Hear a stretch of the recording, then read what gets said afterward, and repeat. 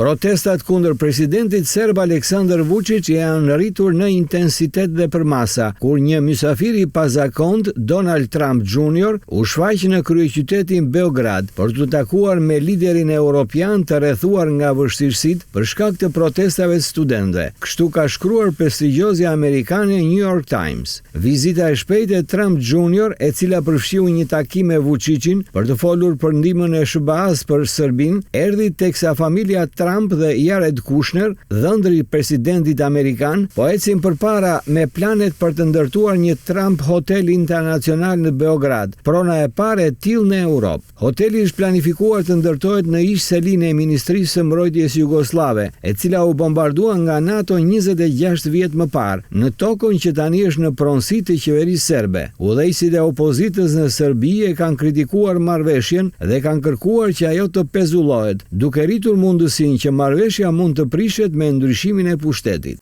Trump Jr. e përdori vizitën si një mundësi për të shprehur mbështetjen e tij për presidentin Aleksandar Vučić, një udhëtim ndoshta për zgjerrjen me eksplicit deri më tani në mandatin e dytë të presidentit Trump të politikës së jashtme të SBA-s dhe interesave financiare të familjes Trump. Kujtojmë se të mërkurën parlamenti serb pranoi dorëheqjen e kryeministrit të tij, duke rrëzuar partinë qeverise dhe duke detyruar Vučićin të formojë një qeveri të re ose të mbajë zgjedhje të reja parlamentare më vonë këtë vit, duke krijuar më shumë pasiguri atje. Një zëdhënës si Donald Trump Jr. hodhi poshtë çdo sugjerim se vizita e tij krijoi konflikt interesi. Ai tha se udhëtimi ishte drejtuar nga një plan për të intervistuar Vučićin për podcastin e Trump Jr. për të hyrë në çështjet e marrëdhënieve me jashtë apo marrëveshjen e pasurive të paluajtshme.